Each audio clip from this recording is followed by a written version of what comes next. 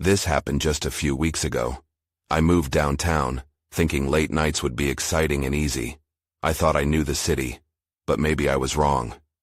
I remember that second Uber ride like it was yesterday. The driver was quiet at first.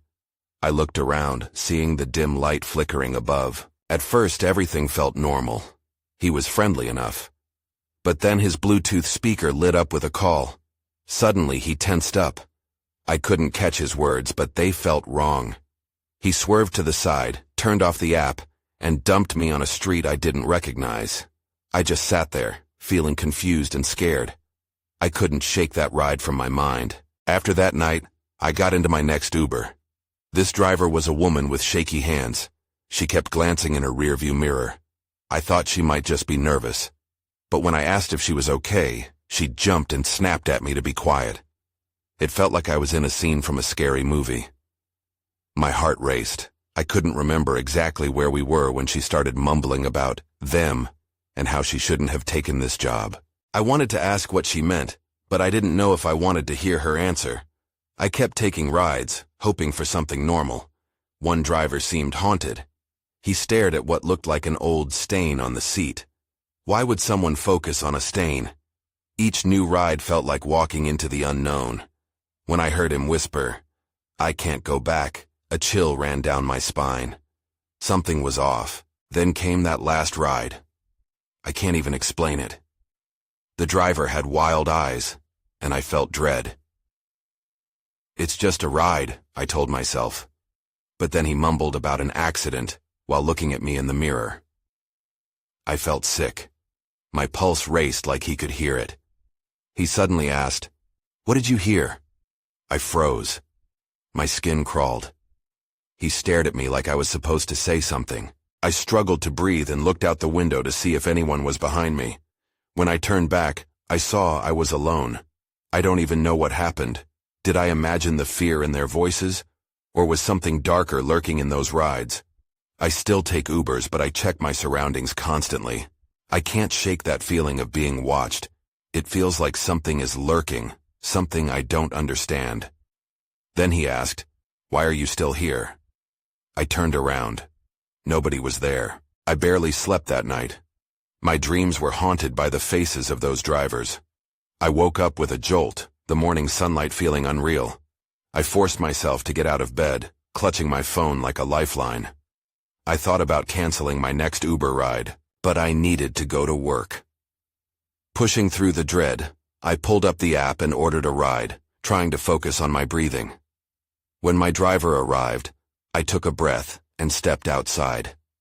The scent of rain mixed with diesel hit me as I climbed into the back seat. This driver wore sunglasses, even though the sun was just rising. Odd choice, but I tried not to stare. "Where to?" he asked, his voice flat. I told him my destination and we pulled away. My hands were clammy, but I kept reminding myself to relax. I wanted to believe this ride would be uneventful. About a minute in, my phone buzzed with a message. I stole a glance at it. It was a news alert about a series of unsolved disappearances in the area. My stomach dropped.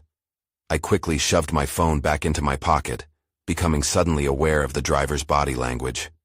He hadn't reacted to my glance, but I couldn't shake the feeling that he was watching me through the reflection. "Want to know something?" he said suddenly, breaking the silence. I didn't respond. My heartbeat quickened. "They think they can see everything," he continued, his eyes flicking to the rearview mirror, then back to the road. "But sometimes they miss things, and that's when it gets interesting." I felt a knot tighten in my stomach. I wanted to ask what he meant, but the words stuck in my throat. What was he trying to say? Why was he speaking in riddles? Just then, my phone buzzed again, louder this time. Glancing down, I noticed it was a call from my best friend. I almost answered, but the driver made a sharp turn. It startled me. My friend continued to call, and something in my gut told me to answer. Not that I felt safe enough to talk. "What's wrong?" she asked when I finally picked up. Her voice, once comforting, now seemed distant. "Not much. Just in an Uber," I said, my words faltering. "It's fine. I'll call you back." I hung up. The driver turned. You shouldn't ignore calls when you're on your way somewhere. His tone was casual, but the way he said it chilled me. I could hardly breathe. Everything okay? I managed to ask. Depends on your definition, he replied, a grin stretching across his face. Most people just don't know how to look. I decided right then that I needed to get out. My pulse raced. Then everything went dark. The driver had killed the headlights. I could barely see anything outside as he sped down a street lined with abandoned buildings. Stop! What are you doing? I shouted, panic setting in. In response, he laughed. I'm just taking the scenic route. Trust me, you'll be glad you saw this part of town. Something was off, and I knew it. As he maneuvered through the dimly lit streets, I felt a churning in my stomach. Then I heard a knock on the window. My breath caught. I turned, and there they were. 3 figures were standing outside, shadows blocking what little light lit the street. I could already tell. This was not going to be a normal ride. The driver's grin widened. Looks like we're not alone after all. My heart raced as I stared at the figures outside. They were indistinct but menacing, cloaked in darkness. I felt frozen in my seat, trapped in this moving cage. Who are they? I asked, my voice barely a whisper. Just some friends, the driver replied coolly, still grinning like this was some twisted game. You'll get to know them soon enough. The vehicle came to an abrupt stop, and I felt the weight of silence pressing around us. The headlights flickered back to life, illuminating the figures. They were dressed in dark clothing, and one of them had a hood pulled low over their face. Get out, the driver said, his tone suddenly serious. I looked at him, panic rising. What? No, I'm not getting out. Trust me, he insisted. They just want to chat. More laughter erupted from the figures. My instinct screamed for me to bolt, to run back into the darkness of the street, but I was paralyzed. This wasn't happening. It couldn't be. One of the figures stepped closer and I caught a glimpse of their face. My stomach twisted. It was a familiar face from the news reports, a young woman who was missing. I had read about her only days ago. Let's play a game, shall we? The figure said, her voice echoing in the still night. You'll want to join us. You have questions and we have answers. Her eyes glinted with a light I didn't recognize. Get out! The driver rapped, and something in his voice shifted, vibrating with an aggressive edge. The laughter died down, and all that remained was tense silence. No! I shouted defiantly. I refuse to stay here. A sudden realization hit me. I looked at the driver, the sunglasses concealing his expression. You're one of them, aren't you? He chuckled low, his gaze steady on the figures. I'm merely the driver. They're the entertainment. The word sent a chill through me. My fingers fumbled for the door handle, but the driver had locked the doors. Let me out, I yelled, slamming my palm against the window. I felt trapped, and the urgency of the situation sank in. The figures were closing in, their smiles widening unnaturally. Then, without warning, one of them lunged for the door, and I recoiled. Last chance, the driver nearly barked, a smile still painting his lips, but it felt more predatory now. We're going to have a lot of fun. I turned to the window, hoping to see an escape route, but all I saw was an empty street behind us. I needed to make a decision fast. In a moment of desperation, I turned back and saw the driver's sunglasses had slipped down his nose. It wasn't just darkness behind them. I could see his eyes, and they were cold, lifeless, like a predator waiting to strike. Then something clicked inside me. I knew I had to act. I had to make my move now, before it was too late. I took a deep breath and grabbed the door handle again. Then everything went black, again. I jolted awake, my heart thumping wildly. I was still in the car, but the figures had disappeared. The driver remained, his face expressionless, the sunglasses back in place. I blinked, trying to shake off the disorientation. Had I blacked out? Welcome back, he said, eyes hidden behind the dark lenses. Did you enjoy the show? I looked around, searching for any sign of the figures, but there was nothing. Only the stillness of the night pressing against the car windows. I felt a sense of dread settle in.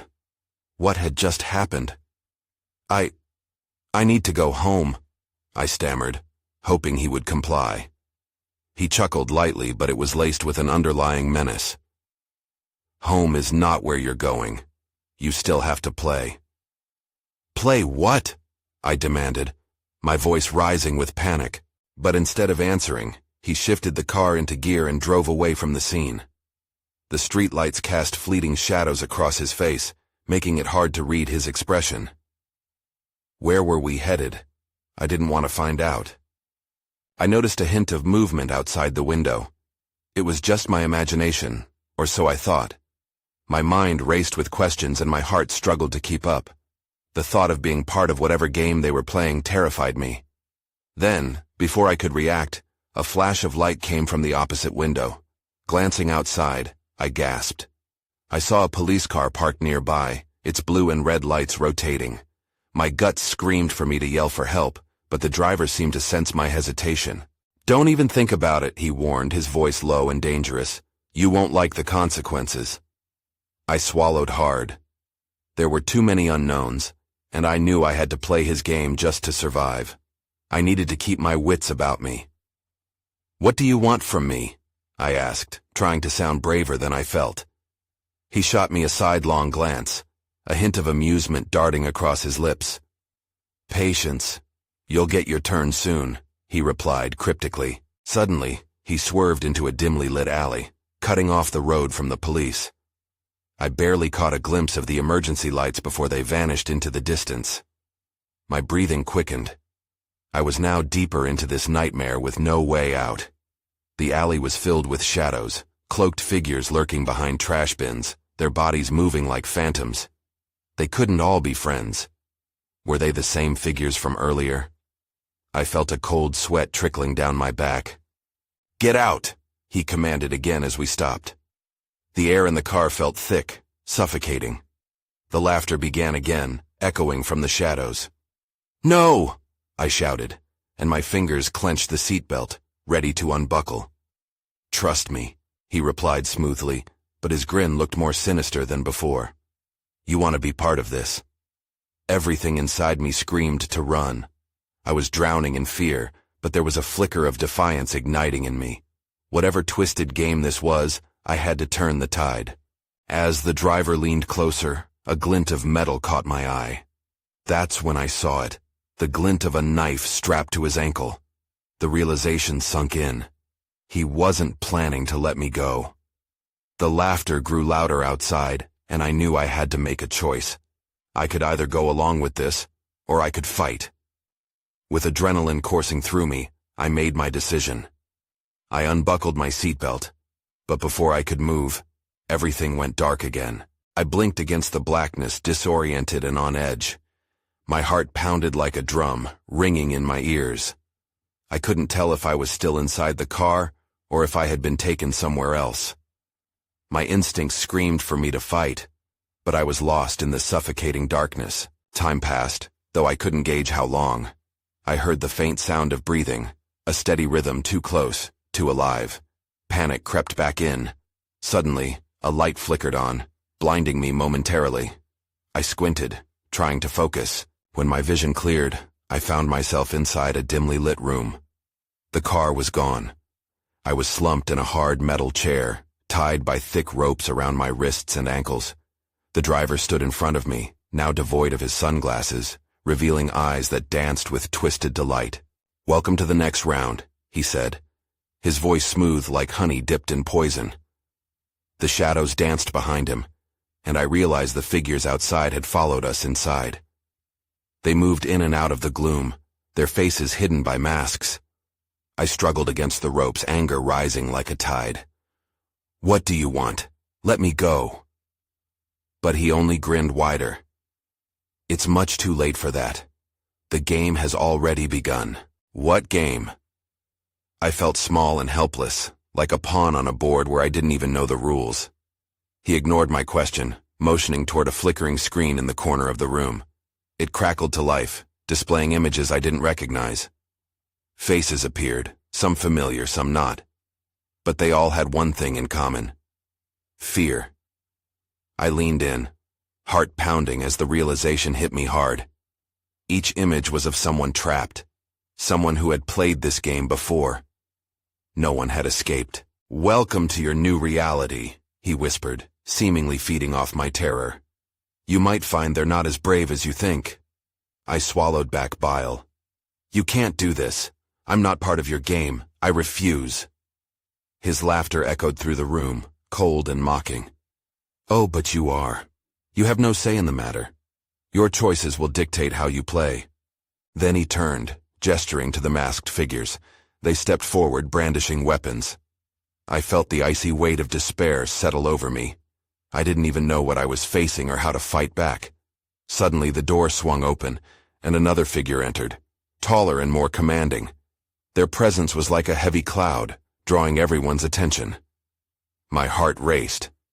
Was this someone who could help me, or another piece of this horrid puzzle? I strained to see their face, but the shadows obscured it. "Get her ready," the new figure ordered, their voice authoritative. Fear curled in my stomach. There was no escaping now. The game was no longer an abstract idea. It was real, and I was trapped in its web. Then, as the masked figures advanced, I heard the unmistakable sound of a gun cocking from behind me. My breath hitched. Every instinct told me to fight. But for the first time, doubt crept in. Then everything went dark again. I woke up again, but this time my surroundings had changed. The darkness was replaced by a dim glow flickering overhead. I blinked, trying to focus. The ropes binding me were gone. I was still in the same room, but I found myself lying on the cold floor. My body ached as I pushed myself up, uncertainty gnawing at my gut. Just as I got to my feet, the door creaked open. It was the tall figure again, stepping in with a steady confidence. I froze, reinforcing every muscle in my body to resist the urge to run or scream. A cold, calculating gaze searched the room before landing on me. "You should be grateful," the figure said, their voice deep and steady. "We needed a more personal touch to get this game rolling." "What do you mean?" I stammered, my voice barely above a whisper. "What are you talking about?" The figure took a step closer. "This is not just for your entertainment. This is survival. Each player must face their fears and make choices. But you, dear, you're not alone." With that, they turned, motioning to the door. A man walked in, looking disheveled and terrified, eyes wide like a hunted animal. He stumbled to a stop when he saw me, and recognition flickered in his gaze. "Jenny," he gasped, taking a step closer. I thought I was the only one. "Peter," I cried, relief flooding through me, but it was quickly replaced by dread. "What's going on? How did we get here?" He shook his head, tears brimming in his eyes. "I don't know. One minute I was in my car driving home, and now—" He glanced around the room, his voice dropping to a whisper. "Now we're here." The tall figure intervened, stepping between us. "Careful now. Don't get too comfortable. You're both part of a larger game. Peter, your turn will come soon enough." "What do you mean?" I interjected, panic rising. "What are you going to do with us?" "Everyone has a role to play, and each choice has a consequence. You'll learn quickly, or you won't last." The figure's eyes gleamed, and for a brief moment, I could see the malice in them. The door swung shut, leaving Peter and me staring at each other in shock. "Do you think we can escape?" he asked, his voice trembling. I hesitated. I could feel the walls closing in, fear tightening its grip. "I don't know, but we have to try." Then, like a punch to the gut, it hit me, the faces on the screen earlier. Had they tried to escape too? What if we weren't just pawns, but pieces in a larger, twisted game? "What if we're not the first?" I whispered, and Peter's face went pale. At that moment, the lights flickered again, and the ominous voice of the tall figure came through a hidden speaker. "Players, get ready for your first challenge. The clock is ticking, and your lives are on the line." Panic surged anew. The game was starting. As shadows shifted around us, I realized we were no longer just participants. We were about to become prey. "Make a choice," the voice taunted. And just like that, we were thrust deeper into the darkness of their cruel reality. I felt a chill of uncertainty wash over me. That's when I heard the first muffled scream echoing through the walls. The air felt thick as we braced ourselves for whatever was about to happen. I glanced at Peter, his face a mix of fear and determination. The muffled scream had come from somewhere in the building. Was it another player? Or something worse? "Do you think they can hear us?" I whispered, my throat dry. "I don't know."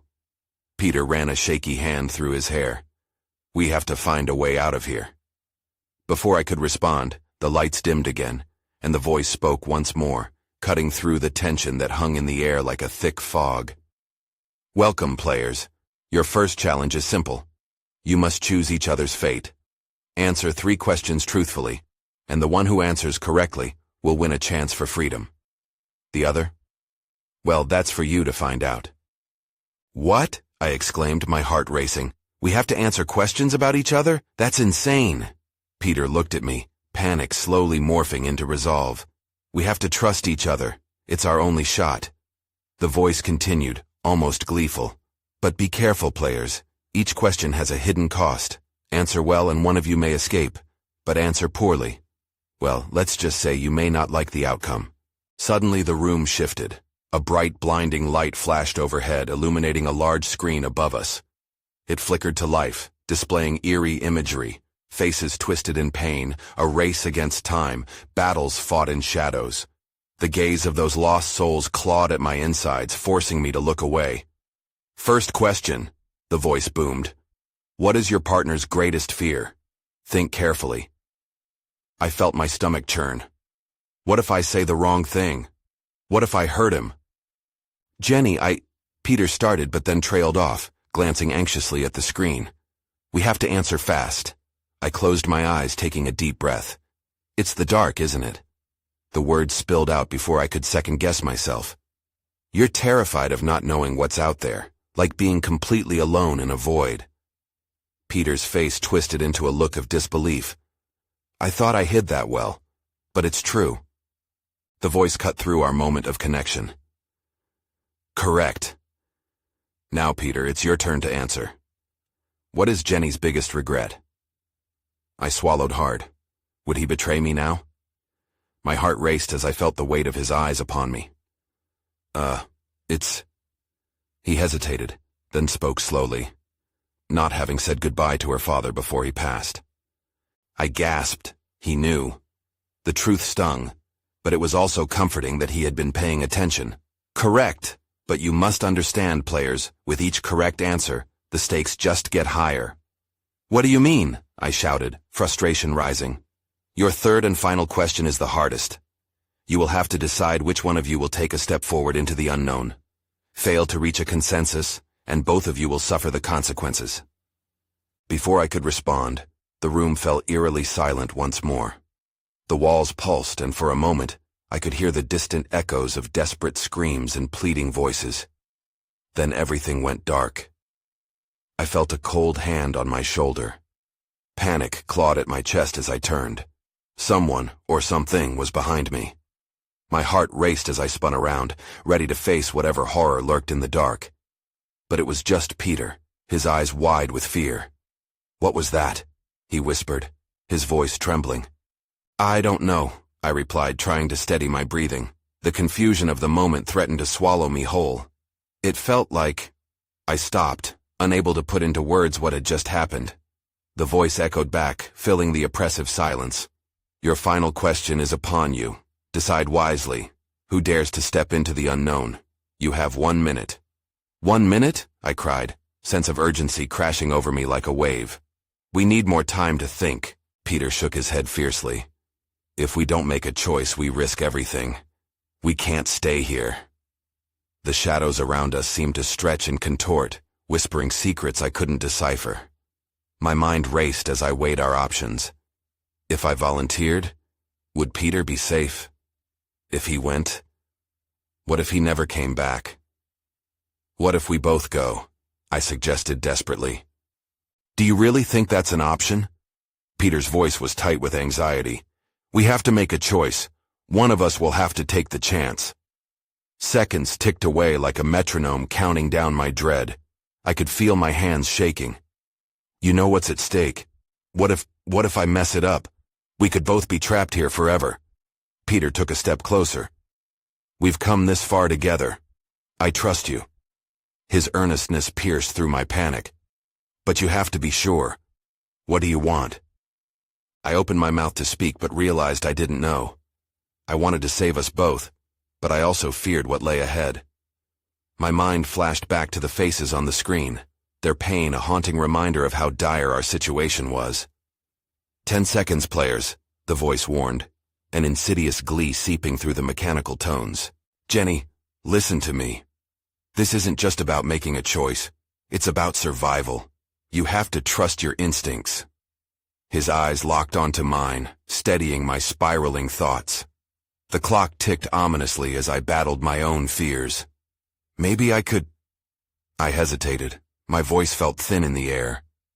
Maybe I could do it? Are you sure? I nodded, though doubt gnawed at my insides. But before I could finish, I heard the voice announce with a sinister cheerfulness, "Time's up. The decision is too late." In an instant, the room shifted again, brighter this time. A blinding light enveloped us. Dread pooled in my stomach as the ground beneath us began to tremble. Then I saw it. Something dark and formless creeping from the shadows. Terror clawed at my throat as it lunged toward us. "Peter!" I shouted, and the world around me ripped apart. I fell. Landing hard on the ground, I gasped as pain shot through my body. I looked around, disoriented. I was alone, the air still and heavy. The last thing I remembered was that cold hand. That's when I felt the shudder beneath me. I blinked against the sudden brightness, trying to orient myself. The ground felt solid but cold beneath my hands. I was in a small, dimly lit room, the walls lined with strange symbols I couldn't recognize. Panic simmered in my chest. Where was Peter? I pushed myself up and scanned the room. An old, rusty door stood at one end, half open, revealing a dark corridor beyond. The silence was palpable, pressing down on me. "Peter?" I called out, my voice tremoring. No answer. The only sounds were the faint echoes of my voice and a low hum, like a distant generator. My heart raced again, but I fought against it. I needed to think. I stood up, wincing as pain shot through my side. The shuddering beneath me seemed to grow louder, almost rhythmic, like a heartbeat. I walked cautiously toward the door, every step feeling heavy. Something wasn't right. As I stepped into the corridor, the air changed. It felt thick, almost electric. A shiver ran down my spine and I glanced back, half expecting to see something behind me. But there was nothing, just the eerie silence. I moved deeper into the hallway, my breaths shallow. The walls were lined with the same confusing symbols, glowing faintly. I couldn't shake the feeling of being watched. It was as if the walls themselves held secrets, whispering truths I was too scared to uncover. Suddenly, a door slammed at the far end of the corridor. I jolted and froze. The sound echoed, stark and loud, sending waves of dread sweeping through me. I felt a compulsion to turn back but fought against it. Fear could not control me. Not now. I drew closer to the sound, heart thumping louder in my ears. The door began to creak open slowly, revealing a person standing in the darkness. My stomach twisted. A familiar silhouette emerged. "Jenny," they called softly, their voice soothing yet tinged with urgency. "Help me." It was Peter. Relief washed over me, but it was quickly mixed with confusion. He looked different, disheveled, with dark shadows under his eyes. I took a step forward, but something tugged at my instincts. "What happened?" I asked, my voice trembling. "Where are we?" He hesitated. I don't remember everything. But there's something here. Something powerful. We shouldn't... Before he could finish, the lights began to flicker and I felt the ground shake beneath me again. My heart raced faster as the temperature dropped. A whisper filled the air, undefined but persistent, wrapping around us. "Leave now. You don't belong here." It was the same voice from before, the chilling tone taunting us, Panic surged through me as I grabbed Peter's arm. "We need to go." But as we turned to escape, the door slammed shut behind us. We were trapped. A new certainty settled in. The darkness was coming for us, and it wouldn't stop until it got what it wanted. I glanced at Peter, his face grim. We needed to find a way out, fast, before whatever force lurked in the shadows claimed us too. That's when I spotted something glimmering on the floor nearby. Something that could change everything. I lunged for the glimmering object on the floor, heart pounding. It was a small metal key, slightly tarnished but undeniably promising. "Peter, over here!" I shouted, scooping it up in my trembling fingers. I held it up for him to see, but the expression on his face shifted from worry to doubt. "Are you sure that will work? What if it's a trap? We have to try." I was growing desperate. The walls pulsed around us and the cold whispers escalated, wrapping us in an unsettling embrace. "It's the only lead we have." I glanced back at the closed door. The air trembled with an oppressive menace, and I could feel the shadows growing thicker. With the key clutched tightly in my palm, I approached the door. I was terrified of what lay beyond it, but staying in this room felt like a death sentence. "Help me with the door," I urged, breathless. "It might be locked on the other side," he cautioned, but I shook my head. "It has to be worth a shot." Together, we pushed against the door, and when nothing happened, I inserted the key into the rusty lock, praying it would turn. The door shook with resistance, but with a deep breath I twisted the key and felt it click. We pushed it open cautiously and stepped into the next room. Light flooded in, illuminating a space that felt alive, buzzing with energy. I tried to orient myself. There were no symbols on these walls, only metal pipes that snaked along the ceiling, flickering fluorescent lights casting erratic shadows. "What is this place?" Peter whispered, eyes darting around for any sign of danger. "I don't know, but we can't linger." I beckoned him to follow. We stepped into the room, but only a few paces in when I noticed another door at the far end. But the moment I turned, the previous entrance slammed shut behind us, cutting off the possibility of retreat. The sound echoed ominously, deepening my rising fear. "Maybe we can find another way out," Peter suggested, raw panic edging his voice. We approached the door, but it looked sealed, with no visible handle. Then, the lights flickered again, and a chilling voice broke through the air. "Welcome back to the game, players. Your choices bring consequence, and consequence demands a decision." I shuddered. What does that mean? A low laugh echoed around us, and I felt Peter shiver beside me. "The key you found was merely a distraction," the voice taunted. "Now, as the shadows draw near, you must make a sacrifice." "What kind of sacrifice?" I shouted, though doubt twisted my insides. "Sacrifice one to save the other," the voice echoed. "Only one will escape, and one will remain as the other continues the cycle." My heart dropped. This was it, the cruel twist of survival. I turned to Peter, my mind racing. "We can't let it come down to this. We'll find another way. We have to." "No, we can't wait. They're coming." He clenched my arm, eyes wide with fear. "You can't let them take you. I'll go. You're stronger." "I won't leave you," I protested fiercely, feeling my heart break at the thought of him sacrificing himself for me. "They already took many. Do you want to join them?" He was pleading now, and I couldn't stop the tears flooding my eyes. His desperation broke something inside me. "We can't let this game win. Let me go, please, Jenny." But the reality of the situation gripped me hard. We were trapped, and our fate was uncertain. Oh God, who would be able to outsmart the darkness that stalked us? The room quaked again as if sensing our grief. "Time is fleeting," the voice warned. "Choose quickly." Every second that passed felt like an eternity. The shadows shifted, swirling around us, and I could almost see them reaching out, fingers stretching to claim us both. "Don't you dare give up," I said, my voice cracking. "Stay with me. We'll think of something." But the fear in his eyes was undeniable. This game isn't about us anymore. It never was. Sometimes we have to make the hardest choices to save those we love. I wanted to scream, to shake him back to his senses, but the shadows pressed closer, the cold wrapping around us. I felt the darkness enveloping him, and instinct took over.